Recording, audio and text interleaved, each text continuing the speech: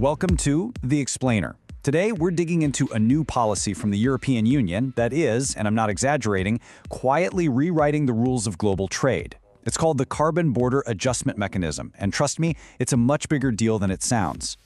Now, on the surface, you'd look at this and think, okay, it's a climate tool. But as we're about to see, its real impact goes way, way beyond the environment. It's creating a fundamental shift in the entire global economic game. Don't just take my word for it. One analyst, Dr. Sofia Alvarez, put it perfectly. She called it a structural filter on global capital, production location, and industrial strategy. In other words, it's a brand new force that's deciding where money gets invested and where things get built. So let's break this down. We're going to unpack what this new economic filter is, exactly how it works, and why it's such a game changer. Okay, first things first. We have to get our heads around the mechanism itself, the Carbon Border Adjustment Mechanism. Yeah, it's a mouthful, so everyone just calls it CBAM. It sounds super technical, but the basic idea is actually pretty straightforward. At its core, CBAM is all about leveling the playing field. You see, for years, companies inside Europe had to pay a price for their carbon pollution. CBAM basically says, hey, if you want to sell your stuff here, you have to play by the same rules. You now have to pay for the carbon you emit, too.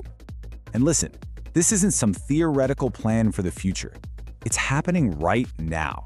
And it's being applied to some of the most carbon-heavy industries on the planet. I mean, these are literally the building blocks of our entire economy. Europe is not messing around. So, for any company exporting to Europe, the whole process has been turned upside down.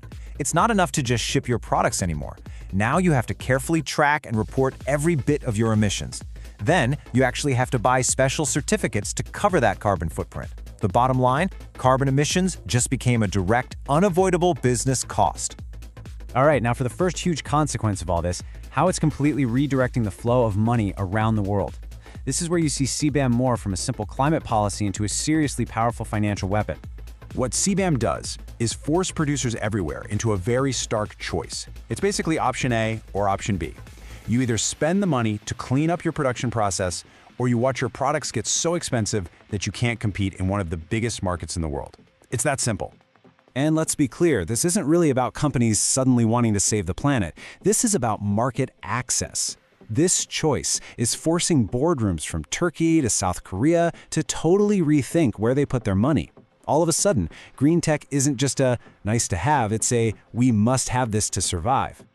And ultimately what this means is that a company's carbon footprint is no longer just some number buried in a corporate social responsibility report. No way. It is now a critical trade-adjusted financial variable. It directly impacts your bottom line and your ability to compete. And you can bet the global financial markets are paying very close attention. This brings us to the second, really crucial part of CBAM. It's not just about pushing the world to emit less. It's also a powerful shield for Europe's own industrial strategy. It has a defensive purpose that's just as important as its climate goals. So the official line is that this is all designed to stop something called carbon leakage. That's the fancy term for when European companies facing high carbon costs just pack up and move their factories and the jobs to countries with looser environmental rules. But in reality, it's also acting as a very clever industrial shield. By making everyone, both inside and outside the EU, pay the same carbon price, it protects European industries while they go through the really expensive process of getting cleaner. It stops them from getting undercut by cheaper, dirtier imports. And this is what makes the policy so sophisticated. It's not a big, clumsy tariff that other countries can easily challenge as protectionism. No, it's been carefully designed to work within the rules of the World Trade Organization. It's all based on data and transparency, which makes it incredibly difficult to argue against.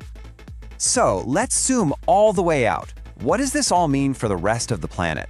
Because the biggest impact of CBAM isn't just about Europe, it's truly global. For emerging economies, CBAM is acting like a giant sorting mechanism. If you're a country that's already invested in green energy and clean tech, this is a massive opportunity. You can become a preferred supplier to the EU. But if you haven't, you run the very real risk of getting locked out of some of the most important markets in the world. And this is the global signal. The EU is setting a precedent here.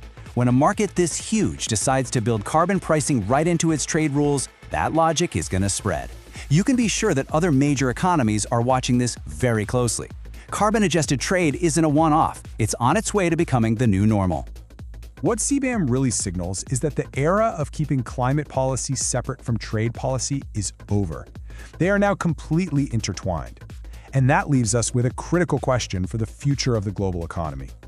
As these new rules take hold, who is prepared to win and who is going to get left behind?